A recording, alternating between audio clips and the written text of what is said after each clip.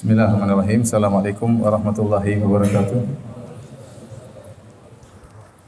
Alhamdulillahi ala ihsanih wa syukru lahu ala taufiqihi wa amtinanih. Wa asyhadu an la ilaha illallah wahdahu la syarika lahu ta'ziman li sya'nih. Wa asyhadu anna Muhammadan abduhu wa rasuluhu da'ila ridwanih. Allahumma salli alaihi wa ala alihi wa ashabihi wa ikhwanih. Hadirin dan hadirat yang dirahmati oleh Allah Subhanahu wa taala. Alhamdulillah kita dipertemukan kembali di majelis yang kita berharap diberkahi oleh Allah Subhanahu wa taala. Semoga majelis kita ini sebagai sebab diampuninya dosa-dosa kita oleh Allah Subhanahu wa taala. Salawat dan salam tercurahkan selalu kepada junjungan kita, pemberi syafaat kita Nabi Muhammad sallallahu alaihi wasallam dan juga kepada keluarganya serta seluruh sahabat beliau tanpa terkecuali. Kita masih dalam Kitabul Ilm dan kita masuk pada bab ke-27, bab at-tanawubu fil ilm, yaitu bab tentang bergantian dalam menuntut ilmu. Bergantian dalam menuntut ilmu. Hadis nomor 89, Al-Imam Al-Bukhari rahimahullah berkata, qala haddatsana Abu Yaman, qala akhbarana Syu'aib an Az-Zuhri, qala Abu Abdullah wa qala Ibn Wahb, akhbarana Yunus an Ibn Shihab an Ubaidillah bin Abdullah bin Abi Thawr an Abdullah bin Abbas an Umar qala. Dari Umar bin Khattab radhiyallahu anhu beliau berkata, kuntu ana wa jarun li minal Ansar fi Bani Umayyah bin Zaid. Aku bersama tetanggaku dari kaum Ansar, ya, di kampung Umayyah bin Zaid. Bani Umayyah maksudnya anak-anaknya Umayyah bin Zaid. Ada yang menyebutkan tetangga ini namanya Itban bin Malik radhiyallahu taala anhu. Allah alam bisawab, ya. Demikian disebutkan oleh sebagian ulama.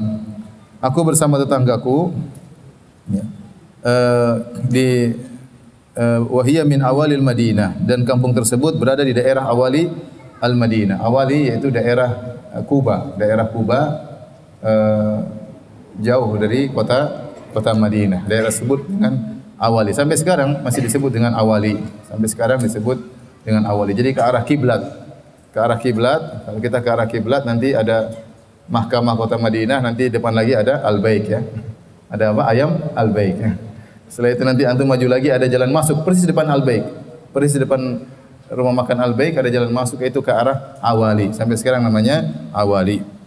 Ini lumayan jauh, ya. Ada kilo-kilo, mungkin 2 kilo, 3 kilo, ya, lumayan jauh. Kunna natanawabu an-nuzula ala Rasulillah sallallahu alaihi wasallam. Saya dan dia berganti-gantian, ya, dalam belajar di sisi Nabi sallallahu alaihi wasallam. Yanzilu yauman wa anzilu yauman. Sehari dia yang belajar, sehari saya yang belajar. Fa idza nazaltu ji'tu bi khabari dzalikal yaum. Jadi sibuk bekerja, mungkin Umar bekerja maka tidak bisa nuntut ilmu, maka gantian temannya yang nuntut ilmu, ya. Atau sebaliknya, hari ini temannya bekerja, Umar yang nuntut ilmu. Fa idza nazaltu, kalau saya yang kebetulan bagian ngaji sama Nabi sallallahu alaihi wasallam, ji'tuhu bi khabari dzalikal yaum minal wahyi wa ghairihi, maka saya akan kabarkan kepada dia, hari ini ada wahyu yang turun demikian, atau hari ini ada Nabi berbicara demikian. Saya sampaikan kepada dia karena dia tidak bisa hadir. Wa idza nazala fa'ala mithla dzalik. Kalau kebetulan dia yang bertugas menuntut ilmu, ngaji sama Nabi, maka dia pun memberi kabar kepadaku tentang apa yang dia dapatkan pada hari tersebut. Fa nazala sahibil ansariyu yauma naubatihi. Ya, satu hari, ya, aku tidak ngaji, gantian sahabatku tersebut yang konon namanya Itban bin Malik radhiyallahu anhu, ya, dia yang nuntut ilmu bersama Nabi sallallahu alaihi wasallam. Kemudian dia datang kepadaku, ya, melaporkan seperti biasa, namun kali ini agak lain. Fa daraba babi darban syadidan. Dia pun mengetuk pintuku dengan ketukan yang sangat keras. Fa qala asamahu, apakah Umar ada? Fa fazi'tu, aku pun kaget. Fa kharajtu ilaihi. Tidak seperti biasanya, kali ini ketuk pintu keras-keras, ada apa? Aku pun kaget. Fa kharajtu ilaihi, maka aku pun keluar menuju dia. Fa qala qad hadatsa amrun azim. Kata dia, telah terjadi perkara besar. Qala dakhaltu ala Hafsata fa idza hiya tabki. Ya, selanjutnya disebut dalam riwayat yang lain, maka malam itu ini kabar sampai kepada Umar malam hari. Pagi-paginya Umar pun salat subuh. Setelah salat subuh dia segera menuju ke rumah putrinya Hafsah. Jadi ada ikhtisar, ada ringkasan dalam hadis ini. Harusnya selanjutnya setelah itu Umar malam itu gelisah, kemudian pagi-pagi hari setelah salat subuh dia segera menuju ke rumah Hafsah. Dalam riwayat saya bacakan, ya, Hatta idza salaitu subha syadattu alayya thiyabi. Tatkala aku selesai salat subuh, maka aku pun kencangkan bajuku. Thumma nazaltu, kemudian aku pergi. Fadakhaltu ala Hafsah, kemudian aku pun menemui putriku Hafsah. Ya. Tatkala dakhaltu ala Hafsah, saya pun ketemu dengan putriku Hafsah. Fa idza hiya tabki, tiba-tiba Hafsah sedang menangis. Hafsah istrinya siapa? Nabi sallallahu alaihi wasallam, ya. Hafsah bintu Umar, putrinya Umar namanya Hafsah, dan dia adalah istri Nabi sallallahu alaihi wasallam. Maka bebas bagi Umar untuk bertemu dengan putrinya tersebut. Maka Umar masuk ke rumah Hafsah, mendapati Hafsah radhiyallahu anha sedang menangis. Fakultu, maka aku bertanya, "Talaqakunna Rasulullah sallallahu alaihi wasallam?" Apakah kalian istri-istri Nabi telah diceraikan oleh Nabi sallallahu alaihi wasallam? Qalat la adri. Kata Hafsah, saya tidak tahu apakah kami sudah diceraikan atau tidak. Tsumma dakhaltu ala Nabi sallallahu alaihi wasallam. Kemudian saya pun pergi menemui Nabi sallallahu alaihi wasallam. Faqultu wa ana qa'im. Dan aku berkata kepada Nabi sambil aku masih berdiri, belum duduk. Atallaqta nisa'aka? Wahai Rasulullah, apakah Anda menceraikan istri-istri Anda? Maka Nabi berkata, la, tidak, aku tidak ceraikan mereka. Faqultu Allahu Akbar. Aku berkata Allahu Akbar. Ya. Jadi Umar bahagia, ternyata Nabi tidak menceraikan apa? Istri-istrinya. Karena di antara istri-istri Nabi adalah Hafsah, putrinya Umar bin Khattab radhiyallahu taala anhu. Hadis ini intinya adalah bagaimana adanya tanawub, bergantian dalam menuntut ilmu, dan ini menjelaskan tentang bagaimana perhatian para sahabat, semangat mereka dalam menuntut ilmu. Jadi dalil bahwasanya mereka menuntut ilmu tidak tiap hari, sehari mereka bekerja, sehari mereka menuntut ilmu, mereka bekerja lagi, ya. Jadi mereka tidak meninggalkan kewajiban mereka, ya, sebagai pekerja untuk menafkahi anak istri. Tatkala mereka sedang bekerja, maka ada sahabat lain seperti Umar, sahabatnya Itban bin Malik, tugasnya untuk belajar. Nanti dia yang lapor kepada Umar apa yang terjadi pada hari itu, ilmu apa yang dia dapatkan. Besoknya sebaliknya Itban yang bekerja, Umar yang mengaji. Nanti kalau sudah sore atau sudah malam, maka Umar mengabarkan kepada Itban, hari ini ada ilmu ini dan itu. Ya, ini dalil bagaimana semangat para sahabat dalam menuntut ilmu. Dan ini juga dalil bahwasanya penuntut ilmu tetap harus melaksanakan kewajibannya sebagai kepala rumah tangga, harus bekerja, ya. Karenanya alhamdulillah antum, ya, sempatkan waktu ikut pengajian, di siang hari antum bekerja, ya. Jadi tidak ada kewajiban yang ditinggalkan. Tidak boleh seorang berlebih pada satu sisi sehingga sisi yang lain ditelantarkan. Ini tidak boleh, ya. Jangan sampai juga seorang ngaji terus tidak pernah kerja, ya. Istrinya pusing nanti, ya. Jadi harus kerja, harus mencari nafkah, ada waktu juga mengaji sebagaimana dikerjakan oleh para sahabat radhiyallahu taala anhum ajmain. Baik, kita lanjutkan.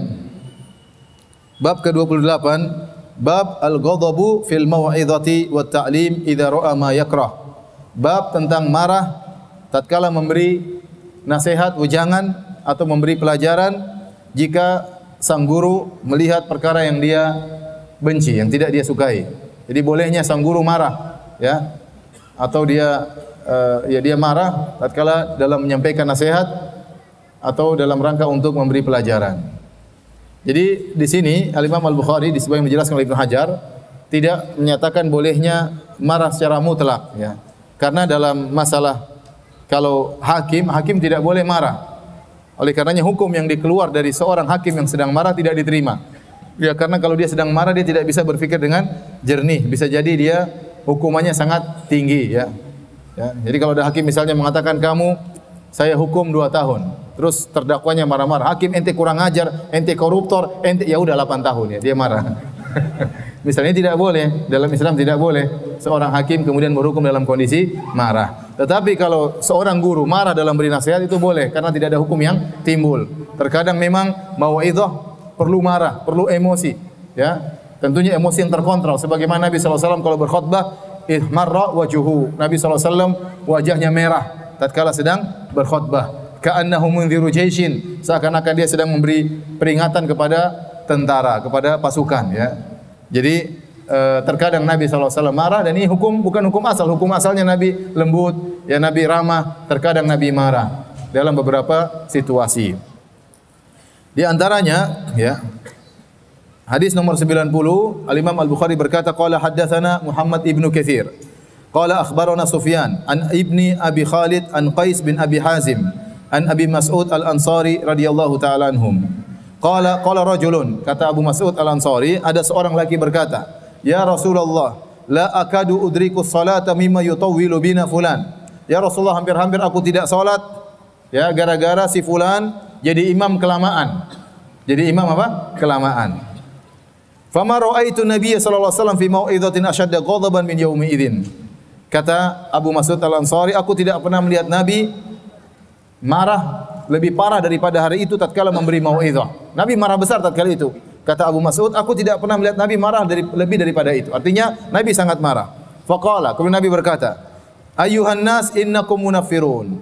Wahai manusia sekalian, wahai sahabatku, sungguhnya kalian membuat lari orang. Faman shalla bin nas falyukhaffif. Barang siapa yang jadi imam, maka salatnya jangan panjang-panjang, ringankanlah salatnya. Fa inna fihimul maridha wad-dha'ifa wa dzal hajah. Karena di antara makmum ada orang yang sakit, ada yang lemah dan ada yang punya keperluan. Ada yang punya keperluan ya. Maka kalau jadi imam jangan salatnya lama-lama. Sebagian orang tatkala jadi imam dia murojaah ya. Kalau murojaah jangan pas jadi imam ya. Murojaah pas tidak jadi imam. Ya. Dia menguatkan hafalan dengan jadi imam. Kalau dia salat sendiri tidak jadi masalah ya. Salat sunnah, salat rawatib, salat apalagi salat qiyamul lail, salat malam, murojaah silakan. Dan itu cara yang terbaik untuk menjaga hafalan. Murojaah tatkala dengan membaca Al-Qur'an dalam salat. Tapi kalau jadi imam, maka lihat kondisi ya. Kondisi. Dan ini terjadi sebagian ikhwan semangat. Saya pergi ke sebagian kota, pas saya sholat, saya jadi makmum. Dia bilang, "Ustaz jadi imam." Saya bilang, "Enggak, antum aja." Pas jadi imam lama sekali. Ini kayak di pondok kata saya. Saya tidak duga kalau dia begitu lama. Setelah itu teman-teman cerita, "Ya Ustaz, itu kalau itu yang jadi imam, terkadang sebagian orang lihat dia jadi imam, mundur, enggak jadi sholat ya. Balik ke rumah." Dan ini pernah terjadi di zaman sahabat. Jadi dia mengatakan, "La akadu udriku sholat." Dia mengeluh kepada Nabi. "Ya Rasulullah, hampir-hampir saya tidak sholat gara-gara si fulan kalau jadi imam lama sekali." Ya, apa maksudnya hampir-hampir aku tidak sholat? Ya. Ada yang mengatakan, ya ini imam sholat terlalu lama, saking capeknya dia berdiri, susah dia mau ruku. Rukunya juga terlalu lama, saking lamanya dia ruku, susah untuk dia apa? Berdiri. Hampir-hampir dia tidak sholat gara-gara keletihan yang luar biasa. Keletihan yang luar biasa ya. Kalau di pondok enggak ada masalah, semua sudah tahu kondisinya seperti itu ya. Sebagian pondok sunnah, masya Allah, kalau sholat ya, rukuknya lama. Mungkin antum hitung subhana rabbiyal azim, subhana rabbiyal azim, mungkin 20 atau 30 kali ya.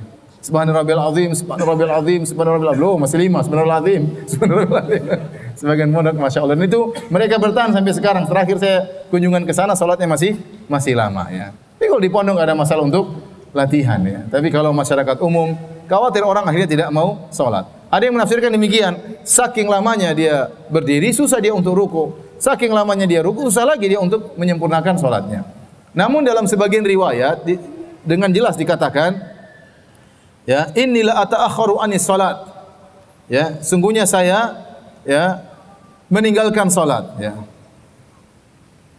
Gara-gara saya meninggalkan sholat berjamaah, ya.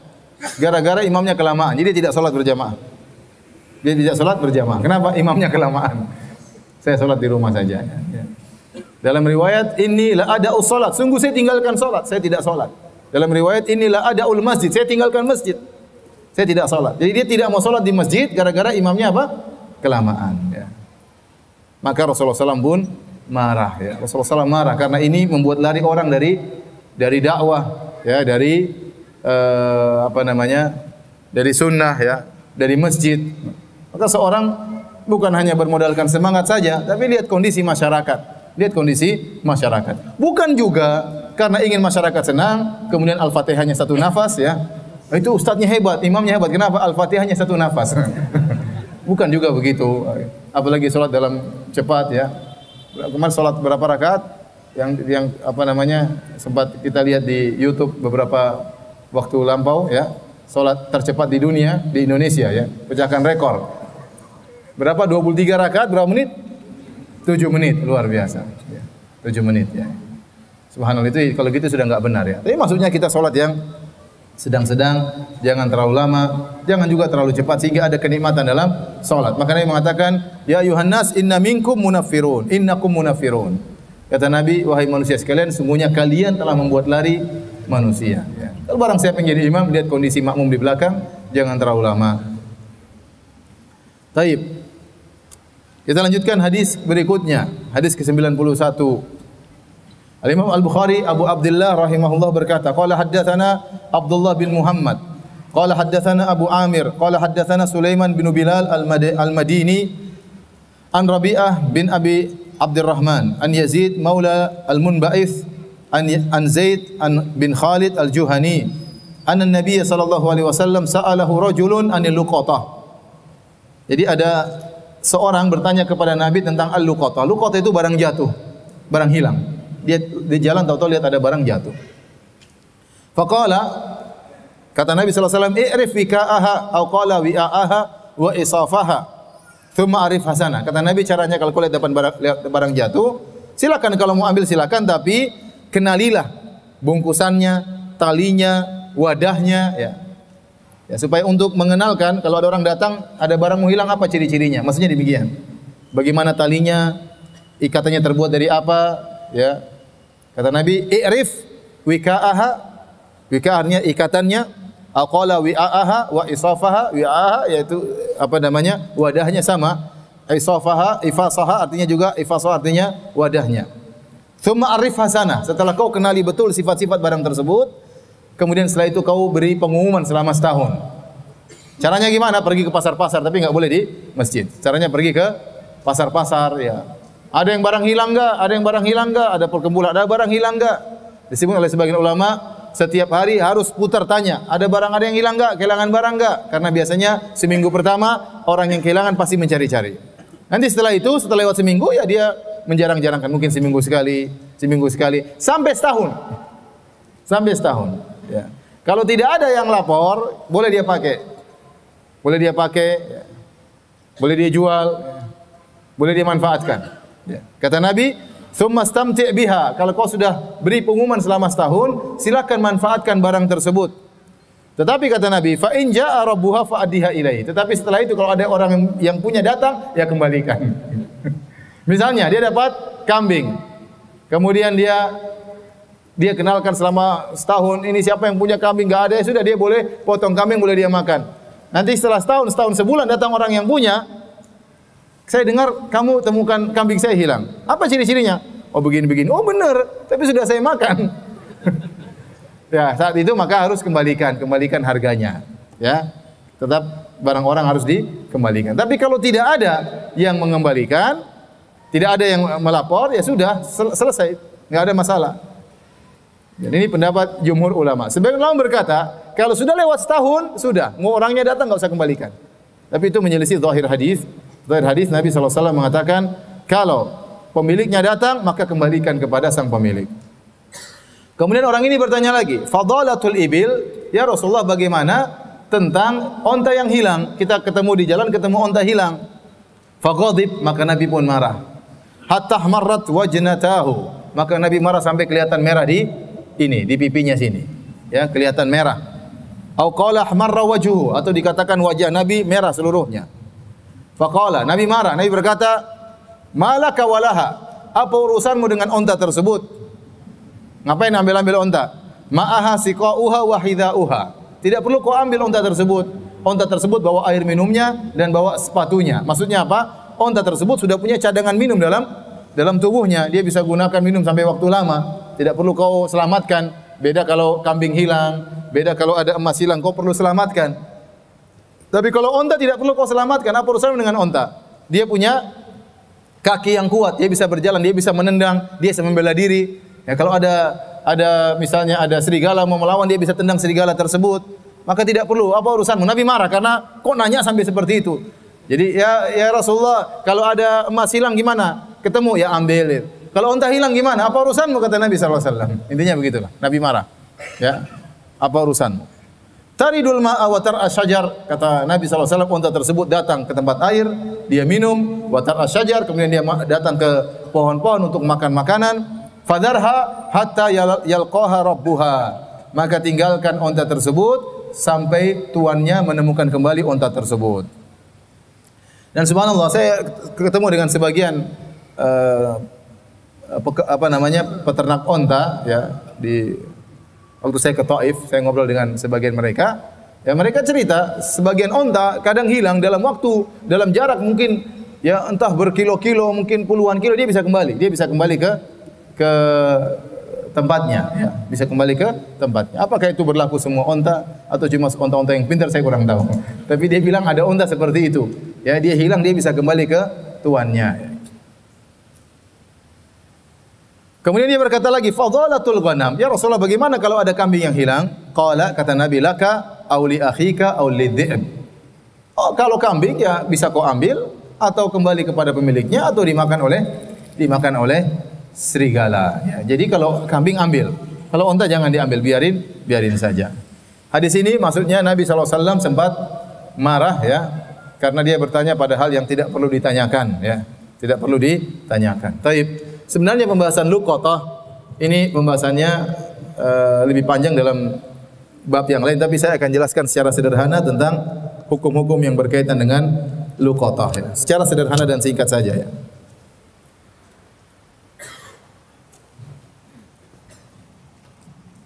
Al-luqatah dalam Quran apa? Barang temuan. Secara umum ada 3 ya. Ada barang yang kurang bernilai,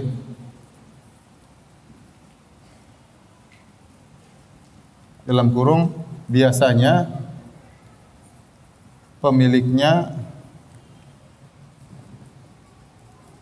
tidak mencari-cari lagi ya.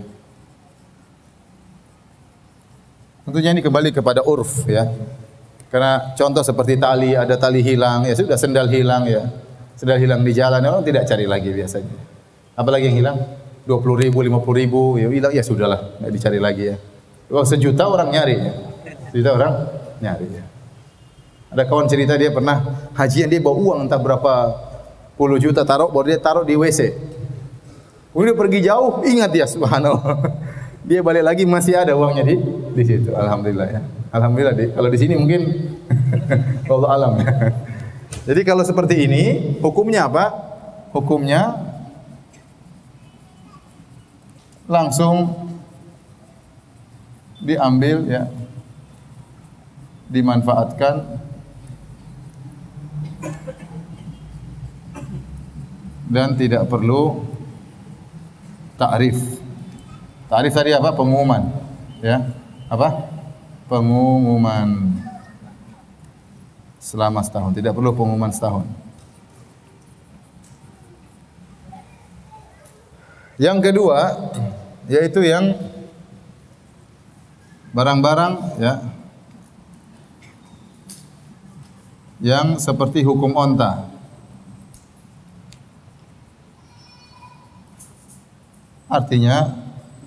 Artinya hewan-hewan yang bisa menjaga diri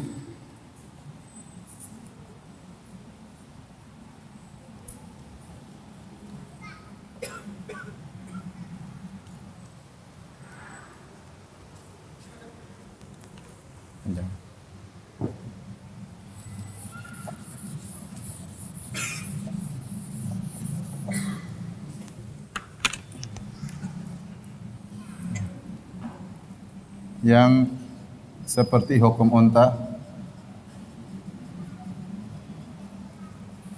dalam kurung hewan-hewan yang bisa jaga diri.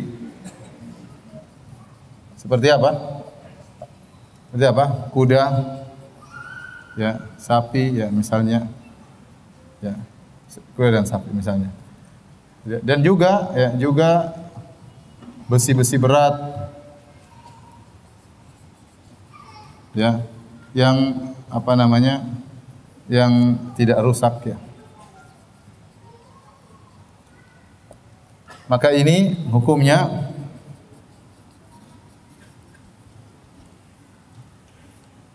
tidak boleh diambil, tapi dibiarkan saja.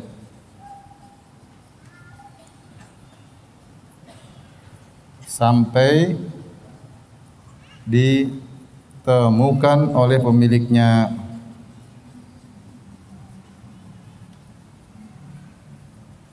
Al-Kashmiri dalam kitabnya Faidul Bari, ini hukum asal. Dia mengatakan ini berlaku di zaman Nabi sallallahu alaihi wasallam. Tatkala orang masih banyak beragama. Ya sudah, kalau ada onta yang hilang enggak usah diambil. Nanti dia akan kembali sendiri atau tuannya akan menemukan onta tersebut. Tapi kalau zaman sekarang kata dia, onta pun harus kita selamatkan daripada dicuri sama orang. Apalagi besi diambil sama orang. Jadi kata dia sekarang zaman sudah berubah. Itu zaman Nabi di mana orang-orang masih agamanya kuat. Mereka tidak bakalan ngambil seperti itu. Tapi kalau zaman sekarang kata dia, zaman dia maksudnya, ya sudah, kalau ada seperti barang ini tetap kita selamatkan. Padahal hukum asalnya tidak boleh, biarin saja. Tapi kenyataannya ada orang mencuri onta, ada orang mencuri kuda, ada orang mencuri besi, ya, besi yang terpasang aja bisa dicabut, ya, subhanallah. Apalagi besi yang pengangguran cuma diletak di atas tanah, yang dipasang aja bisa dicabut, murmurnya luar biasa, ya, hebat, ya. Kemudian yang ketiga, ya, selain dari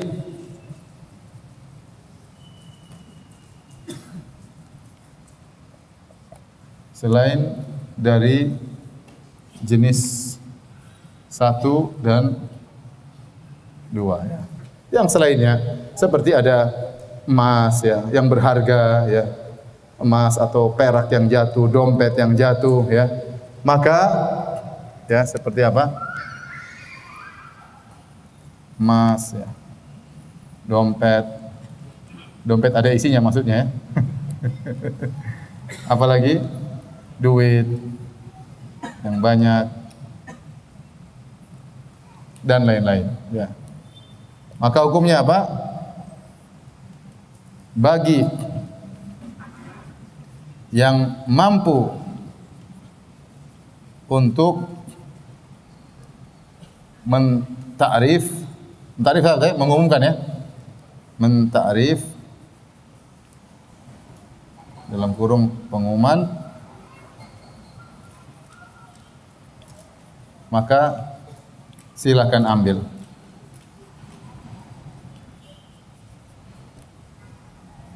Bagi yang tidak mampu mentakrif, maka tidak boleh ambil. Karena dia harus mentakrif selama berapa? Setahun, ya. Setelah itu takrif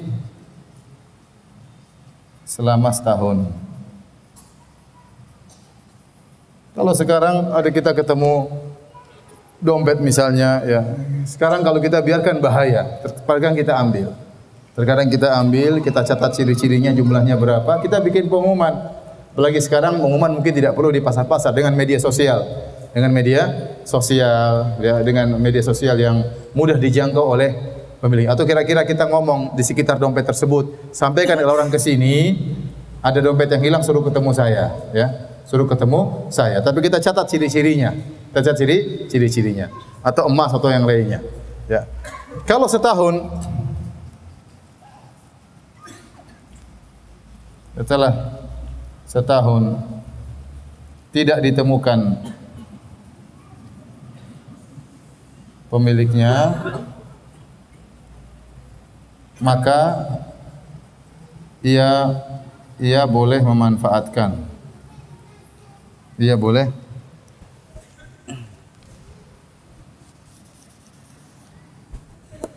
ia boleh pertama melakukan salah satu dari berikut. Yang pertama, ya, dia jual, ya, uangnya dia pakai, uangnya, ya, dia simpan misalnya, jadi wadiah. Wadiah itu apa? Titipan, ya, titipan amanat. Dia jaga, ya.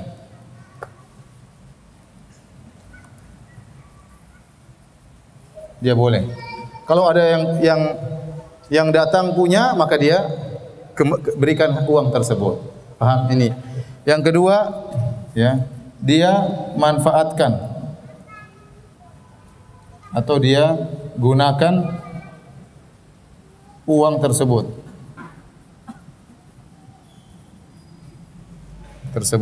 ya, hasil jualan tadi, hasil jualan ya. Ini juga boleh. Nanti tinggal kalau ada yang datang dia kembalikan. Yang ketiga, dia jaga barang tersebut. Ya. Tidak dijual. Tapi jadi wadiah. Dan jika butuh biaya pemeliharaan,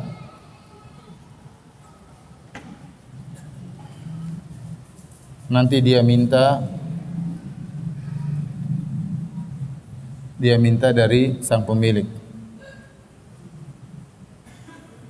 Contoh, dia menemukan motor itu harus dijaga, mungkin di ini butuh apa atau sesuatu yang perlu dipelihara. Misalnya dia temukan kambing tersebut nggak mungkin dibiarkan kan, harus dia bawa, harus dia kasih makan, kalau enggak nanti mati ya.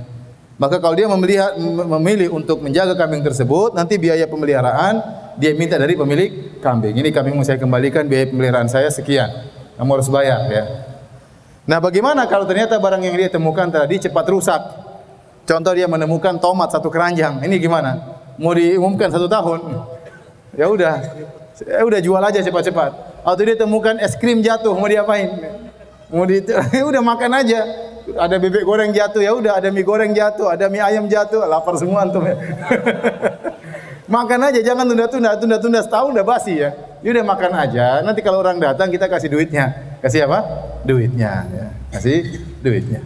Atau kalau antum jual ini barang, ada nemukan barang harganya 5 juta, antum jual, uangnya antum sedekahkan dengan niat untuk orang tersebut. Tetapi kalau seandainya orang tersebut datang minta 5 juta, antum cerita, saya sudah dapat dan saya sudah jual dan saya sedekahkan uangnya. Saya tidak terima. Kenapa kau jual tidak minta izin sama saya? Loh, kamu enggak muncul gimana? Terus gimana? Ya sudah, kalau gitu antum bayar 5 juta sama dia. Tetapi uang sedekah jadi untuk antum. Jadi antum yang bersedekah, bukan dia lagi. Kalau dia minta ganti rugi. Ini kira-kira hukum apa namanya? Luqatah ya. Tapi saya katakan tadi, zaman sekarang hampir semua barang bisa hilang ya. Yang semacam onta pun bisa dicuri orang, kuda bisa dicuri orang, onta bisa dicuri orang ya. Benda-benda berat bisa dicuri orang. Maka kalau kita mampu untuk menyelamatkan, kita selamatkan demi harta saudara kita yang dia sedang kehilangan harta tersebut, kemudian kita beri pengumuman selama setahun sampai akhirnya dia datang. Kalau dia tidak datang, kita boleh manfaatkan sebagaimana aturan yang kita sebutkan. Allah alam bisawab.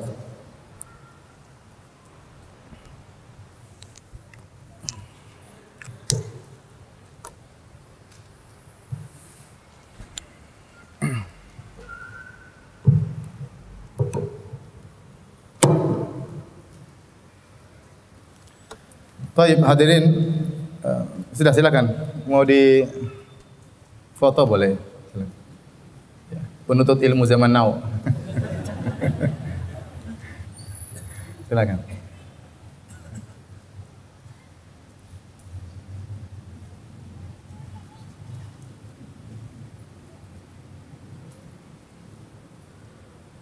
Baik, kita lanjutkan hadis berikutnya, hadis nomor 92. Qala haddatsana Muhammad bin al-Ala qala haddatsana Abu Usama an Buraid an Abi Burdah an Abi Musa qala su'ila an-nabiy sallallahu alaihi wasallam an asya'a karihaha. Dari Abu Musa al-Asy'ari radhiyallahu taala anhu, dia berkata, Nabi ditanya sallallahu alaihi wasallam, ditanya tentang perkara-perkara yang Nabi benci dengan perkara-perkara tersebut. Falamma uksir alaihi ghadib. Tatkala banyak orang tanya kepada Nabi perkara yang tidak Nabi sukai ditanya-tanya, maka Nabi pun marah. Summa qala, kemudian Nabi berkata, summa qala lin-nas, Nabi berkata kepada manusia. Jadi kita pun kalau bertanya sama syekh, bertanya sama ustaz, lihat kondisi pertanyaan tersebut bermanfaat atau tidak. Kalau karena terkadang orang bertanya tidak ada manfaatnya. Terkadang bertanya yang menunjukkan dia menentang. Terkadang bertanya yang intinya membuat guru tidak senang. Maka lihat kondisi pertanyaan apa yang baiknya disampaikan, lihat juga kondisi sang guru ya.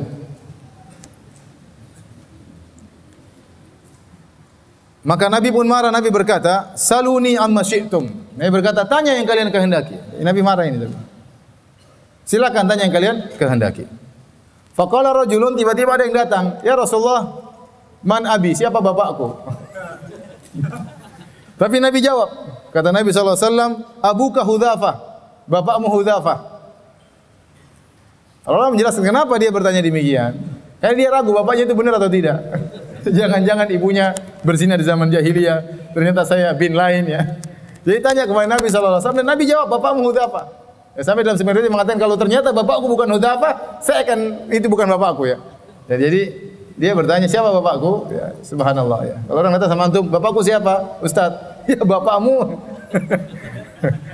Tapi Nabi jawab. Nabi meskipun dia marah dia apa? Jawab, "Bapakmu Hudzafah." Dan Nabi meskipun marah dia tidak mengucapkan kecuali yang benar. Makanya waktu ada orang datang kepada seorang sahabat kalau tidak salah, Abdullah bin Amr bin As, "Kenapa kau catat semua yang diucapkan Nabi? Nabi itu manusia, terkadang marah, terkadang sedih." Kata Nabi, "Catat semua yang keluar dari lisanku." Karena Nabi meskipun marah tidak mungkin dia berkata yang salah. Karena kalau dia salah pasti ditegur oleh Allah Subhanahu wa taala. Mau marah, mau sedih berbeda dengan kita. Berbeda dengan kita. Makanya Nabi secara umum hakim kalau lagi marah tidak boleh diambil hukumnya. Tapi kalau Nabi yang marah mengeluarkan hukum, statement hukum tetap kita ambil karena dia maksum. Ya berbeda dengan kita. Kalau kita lagi marah keluarkan statement hukum tidak boleh, enggak diterima. Harus dalam kondisi dia tenang, terkontrol baru bisa memberikan hukum ya. Hakim misalnya dia sidang hari ini, kemudian 1 jam sebelumnya diomelin sama istrinya, stres dia. Kemudian masuk dalam sidang persidangan, "Kamu udah penjara seumur hidup." Jengkel. Dia marah sama istri tapi dilimpahkan kepada ada orang seperti itu, dia tidak mau membalas, dia limpahkan kepada orang lain. Orang ribut di kantor, tidak bisa membalas, dia marah, pulang marah-marah sama istri dan anaknya. Anak istri jadi korban. Ada orang seperti itu. Makanya hakim yang sedang marah tidak boleh. Tapi kalau Nabi yang marah, tetap pernyataan yang merupakan hukum. Karena Nabi maksum. Ada yang bertanya, "Man abi?" "Ya Rasulullah, siapa bapakku?" Kata Nabi, "Abuka Hudzafah." Faqama akhar. Ada lagi bertanya lagi. "Man abi ya Rasulullah?" "Saya juga bapak saya siapa ya Rasulullah?" Subhanallah, Nabi tetap menjawab ya. "Kalau saya, bapakku siapa?" Kata Nabi, "Abuka Salim maula Syaibah." Nabi sebutkan, "Bapakmu fulan." Falamma ra'a Umar ma fi wajhihi, tatkala Umar melihat wajah Nabi sedang marah, qala ya Rasulullah, maka Umar berkata, "Ya Rasulullah, inna natubu ila Allah azza wa jalla." Kami bertobat kepada Allah Subhanahu wa taala. Kenapa? Umar sadar bahwasanya itu kekeliruan. Tidak boleh tanya-tanya Nabi masalah seperti itu. Nabi diutus oleh Allah untuk urusan syariat, bukan tanya perkara gaib. "Bapak saya siapa? Benar enggak bapak saya yang sekarang ini? Benar-benar bapak saya sungguhan? Jangan-jangan ibu saya di zaman jahiliyah berzina dengan laki-laki lain?" Ya. Nah, Nabi tidak suka ditanya, tapi Nabi jawab. Dan itu perkara gaib. "Benarkah bapak saya si fulan?" Berarti kan dia tanya tentang gaib. Bertanya apakah ibu saya dulu berzina atau tidak? Seperti itu maksudnya. Tapi Nabi jelaskan, "Bapakmu si fulan benar. Kamu bapakmu juga si fulan benar." Ya. Jadi Umar sadar bahwasanya itu pertanyaan yang keliru, yang Nabi tidak suka pertanyaan seperti itu. Karena Nabi ingin ditanya tentang masalah syariat, bagaimana hukum ini, bagaimana hadis masalah ini misalnya. Adapun bertanya tentang bapakku siapa perkara gaib, maka Nabi tidak suka dan kelihatan merah wajah Nabi SAW dan Umar pun paham akan hal tersebut. Baik, kita lanjutkan hadis berikutnya. Bab man baraka ala rukbatayhi indal imam.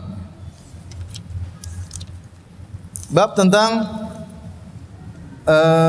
seorang yang dia berlutut di atas kedua lututnya di sisi sang imam awil muhaddits atau di sisi orang yang sedang menyampaikan hadis ya.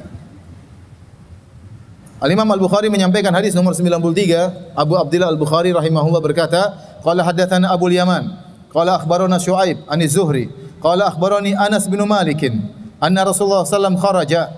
Rasulullah sallallahu satu hari keluar, faqama Abdullah bin Hudzafah. Maka berdirilah Abdullah bin Hudzafah, kemudian dia berkata, "Man abi?"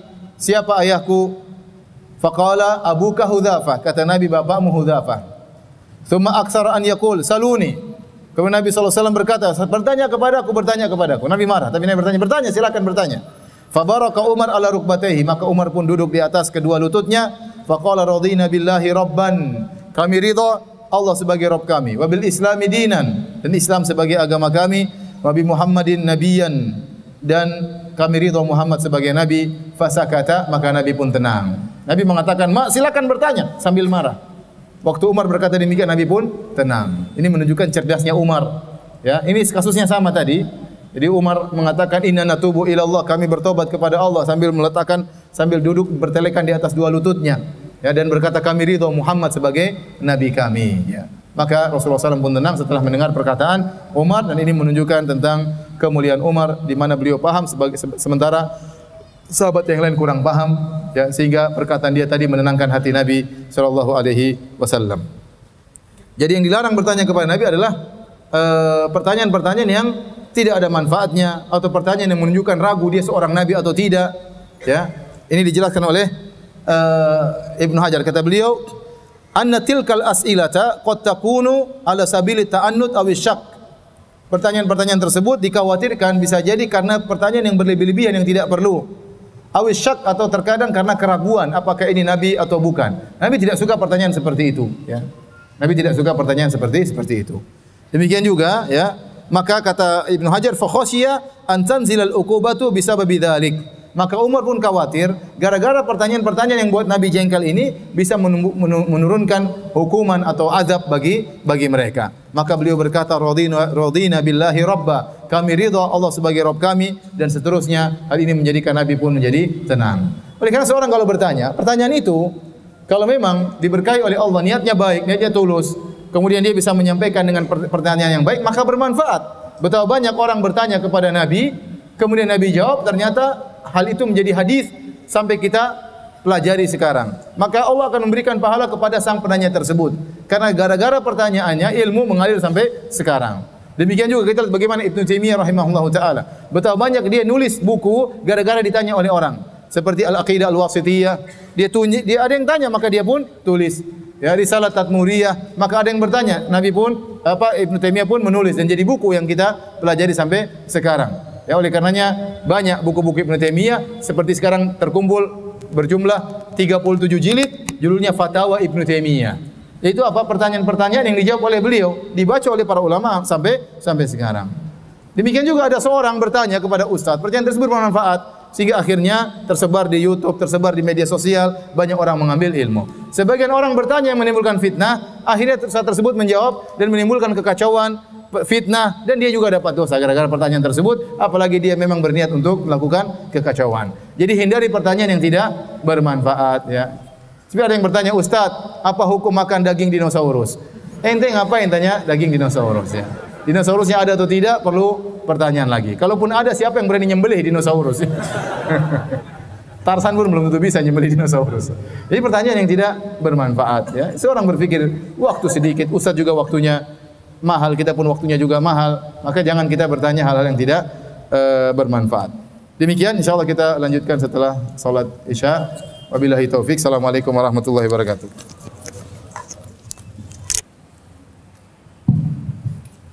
Bismillahirrahmanirrahim. Alhamdulillah, salatu wassalamu ala Rasulillah wa ala alihi wa sahbihi wa ala. Kita lanjutkan bab berikutnya, bab ke-30, babun man a'adal haditha thalathan liyufhama anhu. Bab tentang seorang guru yang mengulangi pembicaraan sampai 3 kali agar dipahami maksudnya. Di antara dalilnya, faqala ala wa qauluz zur fama zala yukarriruha. Nabi SAW berkata, dan hati-hatilah dengan perkataan dusta, dan senantiasa Nabi mengulang-ulangi perkataannya tersebut. Hati-hatilah dengan perkataan dusta, hati-hatilah terhadap perkataan dusta, hati-hatilah dengan perkataan dusta. Wa qala Ibnu Umar, dan Ibnu Umar berkata, qala Nabi sallallahu alaihi wasallam, Nabi pernah berkata, hal ballagtu salasan. Apakah aku telah menyampaikan risalah Allah kepada kalian? Apakah aku telah menyampaikan risalah Allah kepada kalian? Apakah Allah telah menyampaikan risalah Allah kepada kalian? Sebanyak Rasulullah ulang 3 kali. Adapun hadis yang pertama, ala wa qaulu zur, ya. Ini diringkas oleh Al-Imam Al-Bukhari, hadis yang lengkapnya dari hadis Abu Dzar. Nabi SAW berkata, ala unabbi'ukum bi akbaril kabair, maka aku kabarkan kepada kalian tentang dosa besar yang paling besar, ya. Maka Rasulullah SAW mengatakan al-isyraku billah, kemudian uququl walidain, kemudian yang ketiga baru perkataan dusta. Rasulullah SAW ulangi sebanyak 3 kali.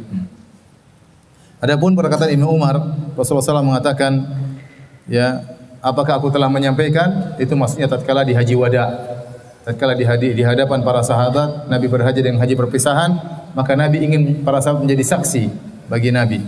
Bukankah aku telah menyampaikan risalah Allah? Maka mereka menjawab, iya ya Rasulullah.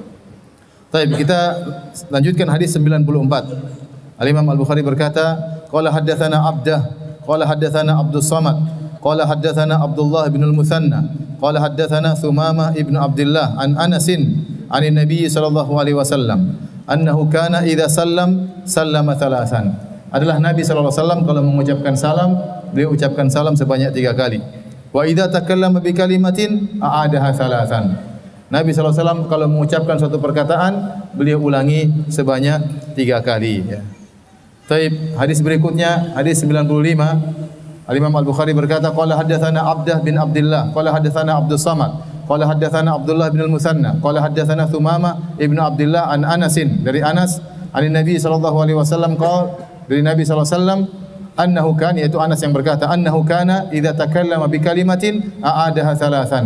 Adalah Nabi sallallahu alaihi wasallam kalau mengucapkan suatu pembicaraan, beliau ulangi sebanyak 3 kali. Hatta tufhama anhu, sampai dipahami perkataan beliau. Wa idza ata ala qaumin fasallama alaihim sallama alaihim thalathan. Kalau Nabi menemui suatu kaum, Nabi mengucapkan salam kepada mereka, maka Nabi ucapkan salam sebanyak 3 kali. Ini di antara sunnah Nabi sallallahu alaihi wasallam.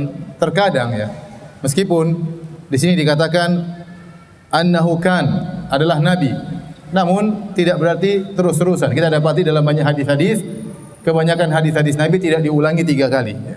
Tetapi terkadang Nabi mengulangi 3 kali. Oleh karenanya kana dalam riwayat tidak menunjukkan istimrariyah, tidak berarti harus selalu demikian. Tapi Nabi pernah melakukan demikian. Kalau disebut annahu kan bukan berarti Nabi selalu demikian. Karena kita dapati hadis-hadis Nabi kebanyakan Nabi tidak mengulangi 3 kali. Namun terkadang Nabi ucapkan 3 kali, dan para sahabat waktu meriwayatkan mereka mengatakan Nabi mengulangi 3 kali. Nabi mengulangi 3 kali. Berarti hukum asalnya Nabi tidak mengulang-ulang. Ini dibawakan oleh Imam Al-Bukhari untuk memberi dalil bahwasanya terkadang muhaddits di zaman periwayatan dahulu, kalau mereka menyebutkan hadis, terkadang mereka ucapkan berulang sampai 3 kali. Dan itu tidak mengapa, karena ada sunnahnya, agar mudah dicatat, agar mudah untuk dihafal. Ya, Nabi terkadang mengulangi sampai 3 kali, ya. Dan di sini disebutkan juga Nabi kalau melewati satu kaum, beliau ucapkan salam 3 kali. Ini pun kita dapati kebanyakan dalam hadis-hadis Nabi kalau mengucapkan salam tidak 3 kali. Tidak 3 kali. Terkadang Nabi mengucapkan salam 3 kali. Satu kaum, Assalamualaikum warahmatullahi wabarakatuh.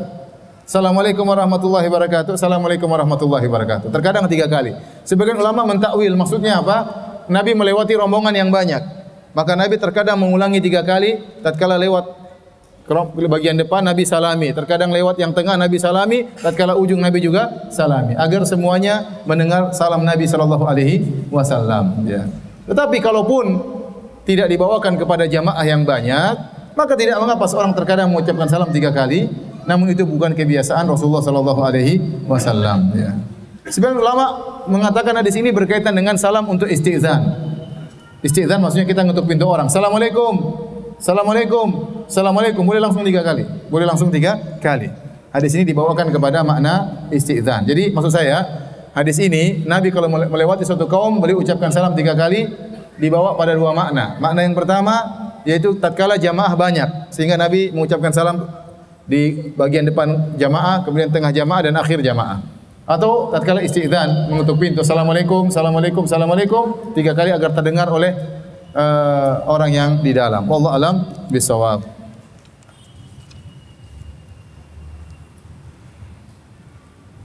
Sudah apa lanjut? Tanya jawab, ya. Tanya jawab aja. Hah? Jangan terlalu lama-lama, ya. Nanti antum kabur, ya. Antum yang belum punya buku, dalam belum tahu bahasa Arab, beli aja buku terjemahannya Fathul Bari, ya, terbitan Pustaka Syafi'i, penerjemahnya Ustaz Abu Ihsan, ya. Ustaz Abu Ihsan guru saya, ya. Ustaz Abu Ihsan itu hafizahullah guru saya waktu saya masih belajar di Jogja. Beliau mengajar saya setahun, ya.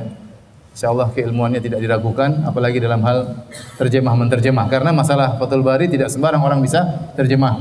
Banyak terjemahan yang keliru, banyak terjemahan yang keliru. Di antara terjemahan yang baik, saya belum baca, cuma baca sebagian, terjemahannya Ustaz Abu Ihsan Al-Maidani hafizahullah taala ya. Insyaallah kita lanjutkan pekan depan. Insyaallah pekan depan masih ada kajian.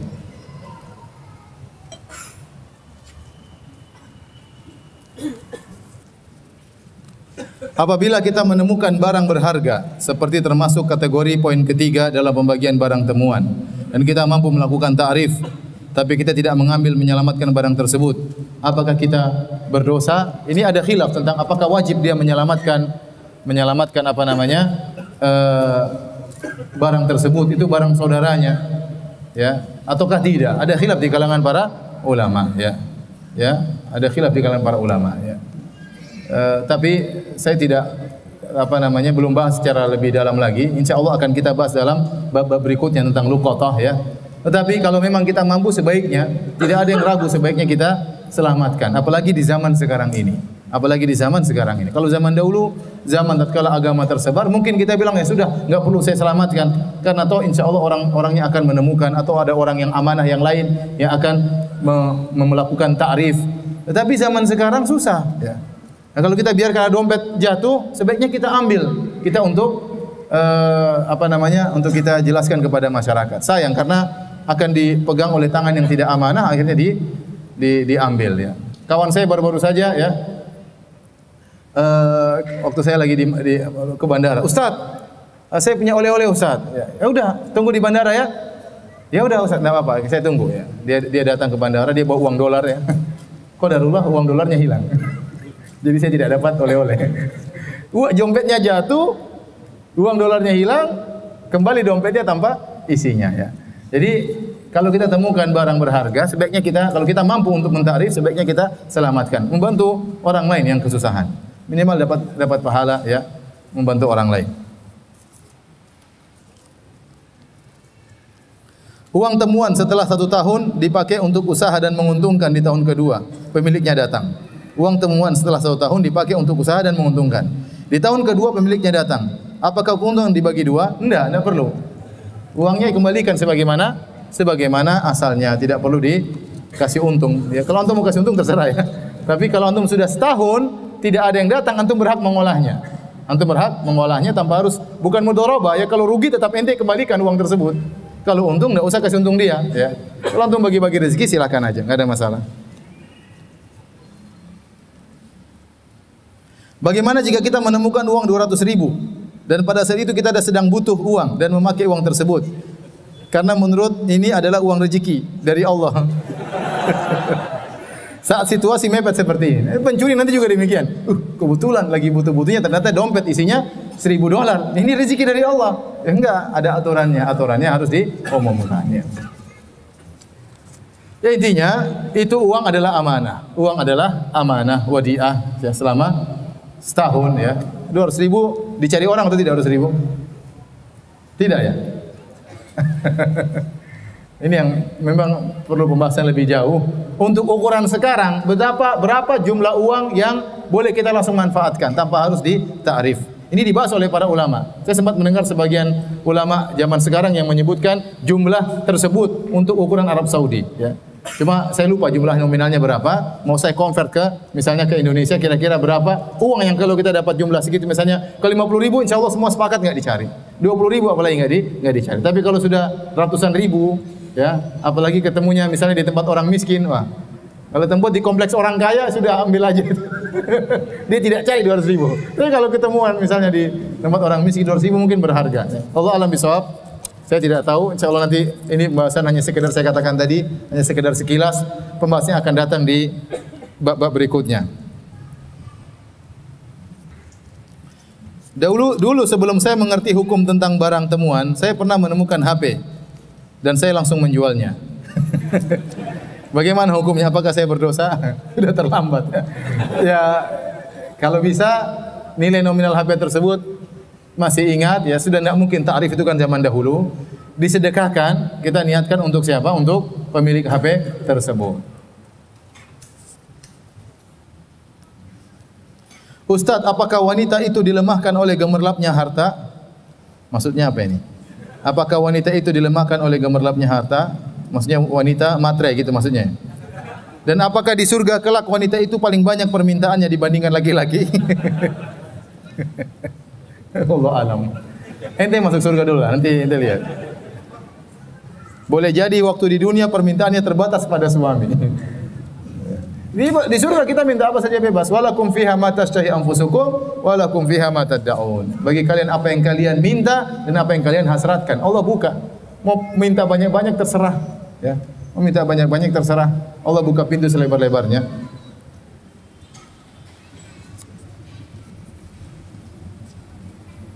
Adapun hukum gope hukumnya adalah riba, ya. Jadi gope tatkala kita masukkan uang, ya, kemudian dimasukkan dalam rekening gope, ya, untuk kita gunakan memberi produk-produk GoPay atau Gojek, ya. Maka sebenarnya pada hakikatnya kita memberi utangan kepada pihak Gojek, ya. Meskipun ada yang mengatakan saya tidak berniat berhutang. Yang jadi ibrah bukan lafal, tetapi kondisi uang tersebut pada hakikatnya hutang, bukan amanah, ya. Ini ada orang salah paham, disangka bahwasanya uang diletakkan di GoPay itu amanah, ya. Padahal itu bukan wadiah, itu adalah hutang. Sama seperti kita meletakkan uang di bank. Kita bilang saya kasih amanah. Banyak orang yang menaruh uang di bank bukan niat untuk cari bunga. Banyak orang meletakkan uang di bank konvensional, niatnya bukan untuk cari bunga, tapi untuk pengamanan. Tetapi uang tersebut pada hakikatnya diolah oleh bank, digunakan oleh bank, ya. Maka itu adalah berarti statusnya hutang, karena beda antara hutang dengan wadiah. Kalau wadiah itu tidak terjadi pemindahan pemilikan. Saya misalnya menyimpan motor pada Anda, maka motor itu milik saya. Motor itu milik saya, bukan milik Anda. Anda tidak boleh menggunakannya, ya. Tidak boleh menggunakannya kecuali dengan izin saya, ya. Ya. Adapun hutang, kalau kita kasih utang orang, uang tersebut jadi milik dia. Dia boleh menggunakan dan itu milik dia, tapi waktunya bayar dia harus apa? Harus bayar, ya. Maka tatkala hutang, maka harus dikembalikan seutuhnya dan dia boleh mengolah uang tersebut karena itu uang dia, dan kemudian dia memegang utang tersebut dalam kondisi sebagai yadu dhaman, artinya dia bertanggung jawab. Dia bertanggung jawab. Kalau ada apa-apa, apapun yang terjadi dia harus kembalikan secara utuh. Berbeda dengan titipan. Kalau titipan, pemegang titipan tersebut disebut dengan yadu amanah. Dia memegang sebagai amanah. Artinya apa? Kalau barang tersebut rusak atau hilang dan dia tidak teledor, dia tidak bertanggung jawab.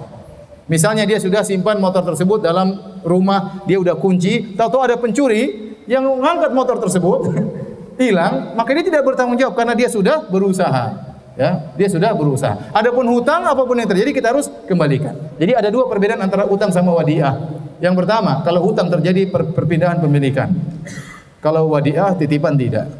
Yang kedua, orang yang berhutang dia memegang uang tersebut dengan yadu dhaman, dia bertanggung jawab. Apapun dia harus kembalikan secara utuh. Adapun orang yang memegang wadiah, amanah, dia yadu amanah. Maka dia tidak berkewajiban untuk mengembalikan kecuali kalau dia teledor. Kalau dia teledor.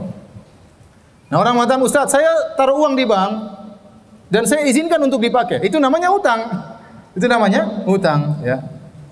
Kalau izin dipakai motor barangnya ada, boleh dipakai, motor barangnya tetap ada. Kalau uang dipakai ya hilang atau barangnya ada, ya hilang dipakai. Sama, saya titip nasi sama kamu, nasi bungkus ya, kamu boleh pakai. Berarti kamu boleh apa? Makan. Bukan dikembalikan lagi, enggak. Itu bukan amanah, itu dimakan. Berarti punya utang satu bungkus nasi, ya. Paham? Jadi hakikatnya GoPay itu hutang meskipun orang yang meletakkan uang tersebut tidak berniat menghutangkan. Tapi yang menjadi ibrah bukan lafal, yang menjadi ibrah adalah hakikat tersebut.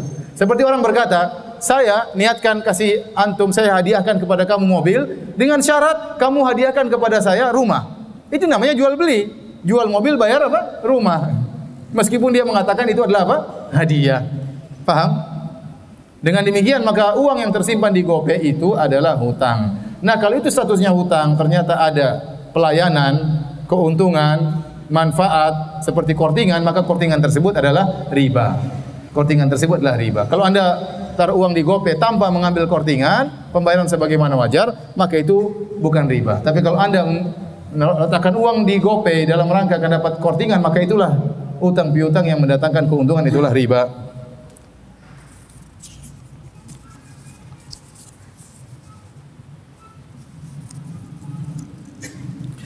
Pak Ustadz, apa hukumnya ibadah umrah atau haji? Biayanya dari seseorang yang mendapat komisi menjual aset perusahaan. Alhamdulillah, tidak ada masalah ya.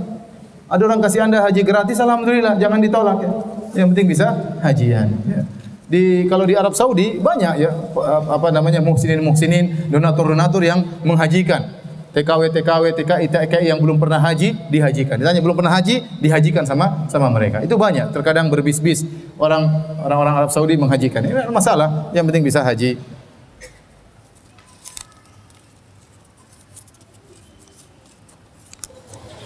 Waktu ana menikah istri ana binti A. Ternyata itu bukan bapaknya si B. Yang ana mau tanya gimana status pernikahan ana, tetapi si B bapak zina sudah menikah tetapi si B bapak zina. Ana sudah menikah 12 tahun. Apakah ana harus nikah ulang? Kalau harus nikah ulang, siapa wali? Mohon dibantu Ustaz. Kalau ternyata perempuan ini istrinya adalah anak zina, maka walinya hanyalah wali hakim ya. Jadi pernikahannya ya itu disebut dengan pernikahan syubhat. Nikah apa? Syubhat ya. Karena walinya ternyata bukan wali yang benar. Maka hasil dari pernikahan ini misalnya punya anak 5, 10, tidak mengapa dinisbahkan kepada Anda sebagai bapaknya. Tetapi pernikahan diulangi, tinggal pergi ke KUA, ceritakan kasusnya karena hakim atau KUA berhak untuk menikahkan. Ya, tinggal ke sana dijelaskan, mohon maaf saya biar hilang keraguan karena ternyata istri saya dahulu anak zina dan anak zina tidak ada walinya kecuali wali hakim ya. Tapi apa yang telah berlanjut sah-sah saja dan sekarang tidak boleh gauli istri ya. Sekarang ini sudah tidak boleh menggauli istri untuk lebih hati-hati. Meskipun kita tahu dalam mazhab Hanafiyah boleh menikah tanpa wali, tetapi jumhur ulama 3 mazhab yang lain menikah tanpa wali itu tidak sah. Kata Nabi, la nikah illa biwali. Tidak ada nikah kecuali dengan wali. Maka saya katakan solusinya, sekarang kalau pulang jangan gauli istri, anggap saja istri wanita bukan istri ya. Kemudian pergilah ke KUA, jelaskan situasi dan kondisi, kemudian tinggal nikah saja dengan mahar ya. Dengan 2 saksi maka sah kembali. Hanya sekedar untuk menghilangkan keraguan ya. Ini lebih baik seperti itu. Tapi anak-anak yang lahir tidak ada masalah karena itu namanya nikah syubhat. Kalau nikah syubhat itu diulangi nikahnya tetapi proses yang telah berjalan, anak-anak yang lahir dan seterusnya tidak ada masalah. Tidak ada masalah.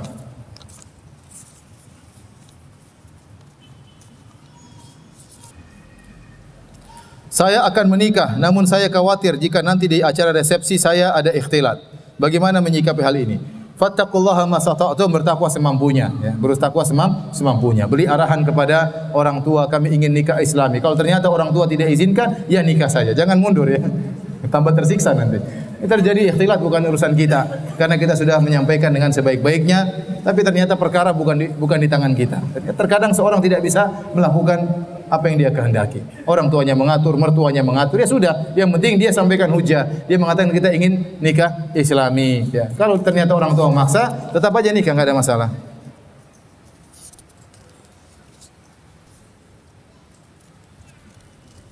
Ustaz, apakah basmalah Bismillahirrahmanirrahim termasuk ayat Al-Fatihah? Ada khilaf di kalangan para ulama. Apakah Bismillahirrahmanirrahim termasuk Al-Fatihah atau tidak? Sebagian ulama mengatakan termasuk dari Bismillah sab'a minal mathani, di antara 7 ayat berulang-ulang. Ayat pertama Bismillahirrahmanirrahim.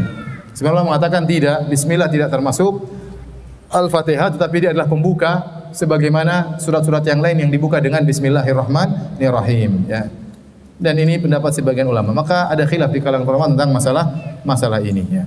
Terlebih lagi dalam banyak riwayat Nabi kalau membuka salatnya langsung membaca dengan Alhamdulillahirabbil alamin. Wallahu a'lam bishawab ya. Saya sendiri lebih condong kepada bismillah bukan bagian daripada Al-Fatihah ya. Tetapi lebih hati-hati kalau kita salat tetap kita baca bismillah. Tetap kita baca Bismillahirrahmanirrahim. Apakah dijaharkan atau disirkan?